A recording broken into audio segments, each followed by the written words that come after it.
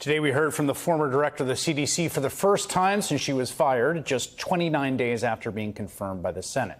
Susan Menarez, who was chosen and nominated by Donald Trump, testified before the Senate Health Committee about how she was fired for, quote, holding the line on scientific integrity, telling senators about the meeting with Health and Human Services Secretary Robert F. Kennedy Jr. that ultimately led to her dismissal. On the morning of August 25th, Secretary Kennedy demanded two things of me that were inconsistent with my oath of office and the ethics required of a public official. He directed me to commit in advance to approving every ACIP recommendation, regardless of the scientific evidence. He also directed me to dismiss career officials responsible for vaccine policy without cause. He said if I was unwilling to do both, I should resign. I responded that I could not pre-approve recommendations without reviewing the evidence, and I had no basis to fire scientific experts. He told me he had already spoken with the White House several times about having me removed. I told the secretary that if he believed he could not trust me, he could fire me. The next day, I was told I still had my job, but the secretary's expectations remained: approval of ACIP recommendations and dismissal of career scientists. I would not commit to that, and I believe it is the true reason I was fired. Senator Bernie Sanders, independent from Vermont, is the ranking member of the Health, Education, Labor, and Pensions Committee, which held today's hearing, and he joins me now. Senator, I knew the outlines of this story. Of course, we covered it. It was reported. I found the testimony today truly shocking, what Ms. Menarez detailed. What was your reaction? Well, I think it was shocking, and I think two major issues popped out at me, Chris.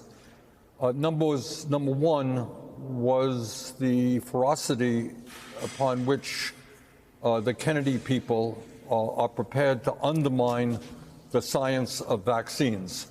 Her great crime, and the reason she was fired, as she just said, is she didn't pre-approve a set of principles that she had not seen, okay, regarding vaccines.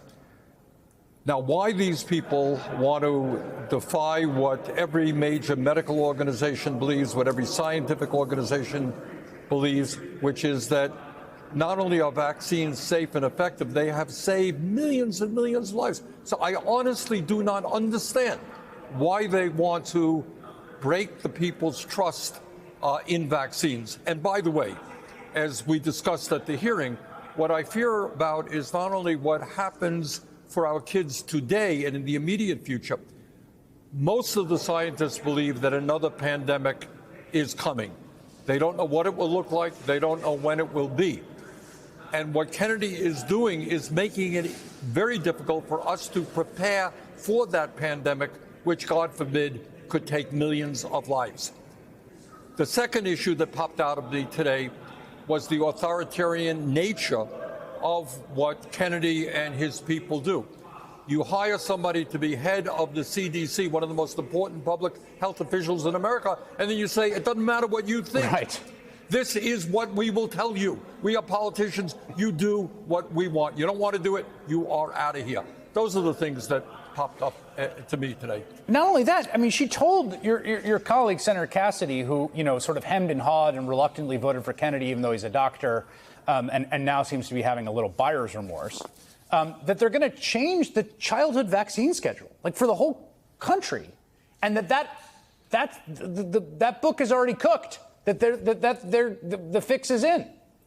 Well, we will see what happens tomorrow. Their meeting is tomorrow. But the idea that you fire all of the people who are on that committee and you bring in people who are vaccine skeptics is rather extraordinary.